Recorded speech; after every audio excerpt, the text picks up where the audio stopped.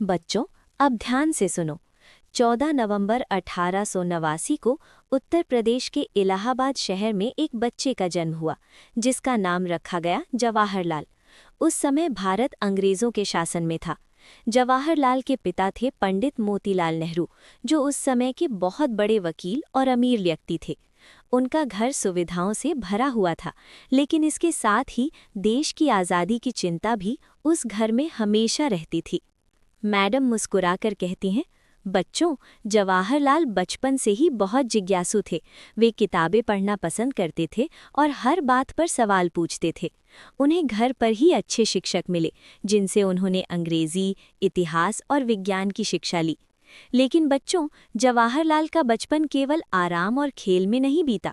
उनके घर में देशभक्ति की बातें होती थीं, नेताओं का आना जाना लगा रहता था। इन बातों ने उनके मन में धीरे धीरे भारत की आज़ादी का बीज बो दिया। मैडम समझाती हैं, यही वो समय था जब एक अमीर घर का बच्चा देश के गरीब लोगों के दुख को समझने लगा। बच्चों, अब कहानी उस समय की है जब जवाहरलाल थोड़े बड़े हो चुके थे और उनके जीवन में एक बहुत बड़ा मोड़ आने वाला था। उनके पिता चाहते थे कि बेटा उच्च शिक्षा पाए और दुनिया को देखे समझे, इसलिए जवाहरलाल को पढ़ाई के लिए इंग्लैंड भेजा गया। मैडम समझाती हैं, बच्चों, उस समय विदेश जाकर पढ़ना बहुत बड़ी बात हुआ करती थी। 1905 में जवाहरलाल ने इंग्लैंड के प्रसिद्ध हैरो स्कूल में प्रवेश लिया। यहाँ का वातावरण अनुशासन से भरा था। पढ़ाई कठिन थी, लेकिन जवाहरलाल बहुत लगन से पढ़ते थे। हैरो स्कूल में उन्होंने इतिहास, साहित्य और विज्ञान में रुचि ली। वे केवल किताबें ही नहीं पढ़ते थे, बल्कि अपने देश भारत के बारे में भी गहराई से सोचते रहते थे। अक्सर वे खुद से पूछते, मेरा देश गुलाम क्यों है? इसके बाद वे कैम्ब्रिज विश्वविद्यालय गए। वहां उन्होंने प्राकृतिक विज्ञान की पढ़ाई की। बच्चों, मैडम बताती हैं कि कैम्ब्रिज में पढ़ते हुए जवाहरलाल का दायरा और बड़ा हो गया। वे अलग अलग देशों के छात्रों से मिलते, उनकी संस्कृति और आज़ादी की कहानियां सुनते। इससे उनके मन में भारत के लिए कुछ करने की इच्छा और मजबूत हो गई। 1912 में उन्होंने वकालत की पढ़ाई पूरी करने के लिए लंदन में प्रवेश लिया। यहाँ कानून पढ़ते हुए वे ये समझने लगे कि शासन कैसे चलता है और जनता के अधिकार क्या होते हैं। मैडम मुस्कुराकर कहती हैं, बच्चों, विदेश की पढ़ाई ने जवाहरलाल को केवल डिग्री नहीं दी, बल्कि एक नई सोच दी। वे अब सिर्फ मोतीलाल नेहरू के बेटे नहीं थे, बल्कि एक ऐसे युवा बन चुके थे जो भारत को आज़ाद देखना चाहता था। इसी सोच के साथ वे भारत लौटने की तैयारी करने लगे। बच्चों, अब कहानी एक बहुत ही महत्वपूर्ण मोड़ पर आती है। पढ़ाई पूरी करके जवाहरलाल नेहरू जी सन 1912 में भारत लौट आए। उस समय भारत अंग्रेजों के शासन में था और हर तरफ असंतोष की आग धीरे धीरे जल रही थी। जब नेहरू जी ने अपने देश की हालत देखी तो उनका मन बेचैन हो उठा।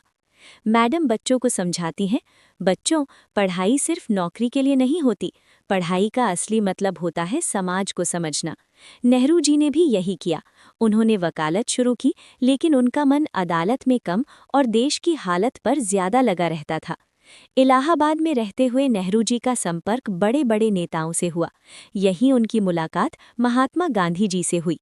गांधी जी की सादगी, सत्य और अहिंसा के विचारों ने नेहरू जी के दिल पर गहरी छाप छोड़ी। मैडम कहती हैं, बच्चों, कभी कभी एक इंसान से मुलाकात पूरी जिंदगी की दिशा बदल देती है। धीरे धीरे नेहरू जी कांग्रेस से जुड़ गए। अब वे सिर्फ एक वकील नहीं रहे, बल्कि एक जागरूक भारतीय बन चुके थे। उन्होंने गांव-गांव जाकर लोगों की हालत देखी, गरीबी, डर और अन्याय। ये सब देखकर उनका दिल पसीज गया। नेहरू जी ने तय कर लिया कि वे अपना जीवन देश की आज़ादी के लिए समर्पित करेंगे। उन्होंने सभाओं में भाषण देने शुरू किए, लेख लिखे और युवाओं को जागरूक करने लगे। मैडम बच्चों से कहती हैं, देखो बच्चों, सच्चा नेता वही होता है जो अपने आराम से ज्यादा देश की चिंता करे। इस दौर में नेहरू जी को पहली बार जेल भी जाना पड़ा, लेकिन जेल उनके लिए सजा नहीं, बल्कि सीखने की जगह बन गई। वहां उन्होंने किताबें पढ़ीं, सोचा और अपने विचारों को और मजबूत किया। इस तरह बच्चों, जवाहरलाल नेहरू जी का जीवन अब पूरी तरह स्वतंत्रता आंदोलन से जुड़ चुका था।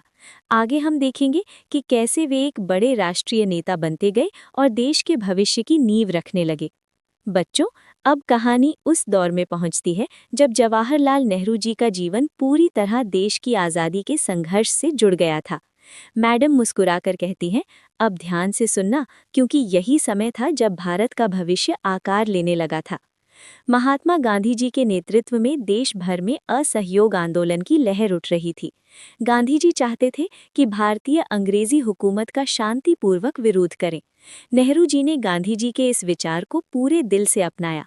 उन्होंने विदेशी कपड़ों का त्याग किया और खादी पहनना शुरू किया। मैडम बच्चों को समझाती हैं, बच्चों, ये सिर्फ कपड़े बदलने की बात नहीं थी, ये सोच बदलने की शुरुआत थी। नेहरू जी अब बड़े बड़े शहरों से निकलकर गांव में जाने लगे। वे किसानों, मजदूरों और गरीब लोगों से मिलते, उनकी परेशानियां सुनते और उन्हें आज़ादी का मतलब समझाते। अंग्रेज सरकार को ये सब बिल्कुल पसंद नहीं आया। नतीजा ये हुआ कि नेहरू जी को बार बार गिरफ्तार किया जाने लगा। जेल उनके जीवन का एक बड़ा हिस्सा बन गई। लेकिन नेहरू जी डरने वाले नहीं थे। जेल में रहते हुए भी वे किताबें पढ़ते, लिखते और देश के भविष्य के बारे में सोचते रहते थे। इस तरह बच्चों, जवाहरलाल नेहरू जी का जीवन अब पूरी तरह स्वतंत्रता आंदोलन से जुड़ चुका था। आगे हम देखेंगे कि कैसे उनका जीवन और संघर्ष और भी कठिन होता गया और देश आज़ादी के बिल्कुल करीब पहुंचने लगा। बच्चों, अब कहानी उस दौर में पहुंचती है जब जवाहरलाल नेहरू जी केवल स्वतंत्रता सेनानी नहीं, बल्कि स्वतंत्र भारत के पहले प्रधानमंत्री बनते हैं। मैडम गर्व भरी आवाज में कहती हैं, ये जिम्मेदारी बहुत बड़ी थी, क्योंकि देश नया था और समस्याएं अनगिनत थीं। 15 अगस्त 1947 के बाद भारत के सामने सबसे बड़ी चुनौती थी देश को एक सूत्र में बांधना। सैकड़ों रियासतें थीं, अलग अलग भाषाएं, धर्म और परंपराएं थीं। नेहरू जी ने सबको साथ लेकर चलने का रास्ता चुना। वे कहते थे कि भारत की ताकत उसकी विविधता में है। मैडम बच्चों को समझाती हैं, बच्चों, अच्छा प्रधानमंत्री वही होता है जो सबको बराबरी का हक दे। नेहरू जी ने लोकतंत्र को मजबूत किया, संविधान को अपनाया और देश में कानून का राज स्थापित किया। उन्होंने सुनिश्चित किया कि भारत एक धर्मनिरपेक्ष देश बने, जहां हर व्यक्ति को अपनी आस्था मानने की आज़ादी हो। नेहरू जी को शिक्षा और विज्ञान से बहुत प्रेम था। उन्होंने बड़े बड़े शिक्षण संस्थान बनवाए ताकि भारत का भविष्य पढ़ा लिखा और आत्मनिर्भर बने। मैडम मुस्कुराकर कहती हैं, बच्चों, आज जो बड़े बड़े कॉलेज और संस्थान हैं, उनकी नींव नेहरू जी ने ही रखी। उद्योगों, बांधों और कारखानों के जरिए उन्होंने देश को आगे बढ़ाने की कोशिश की। वे इन परियोजनाओं को नए भारत के मंदिर कहते थे। उनका सपना था कि भारत गरीबी से बाहर निकले और दुनिया के साथ कदम से कदम मिलाकर चले। विदेश नीति में भी नेहरू जी ने शांति का रास्ता चुना।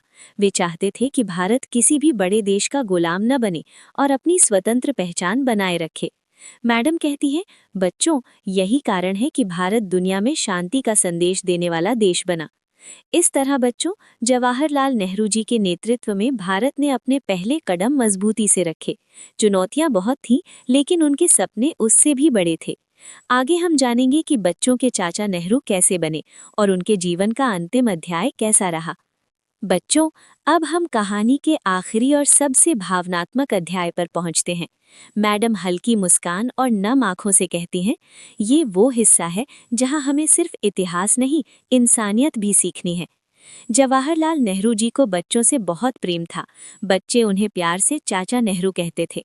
वे मानते थे कि अगर बच्चों को सही शिक्षा, प्यार और आज़ादी दी जाए तो वही बच्चे देश का भविष्य बदल सकते हैं। यही कारण है कि उनके जन्मदिन 14 नवंबर को आज भी बाल दिवस के रूप में मनाया जाता है। प्रधानमंत्री होने के बावजूद नेहरू जी का दिल हमेशा बच्चों के साथ रहता था। वे बच्चों से मिलते, उनसे बातें करते और उन्हें बड़े सपने देखने के लिए प्रेरित करते थे।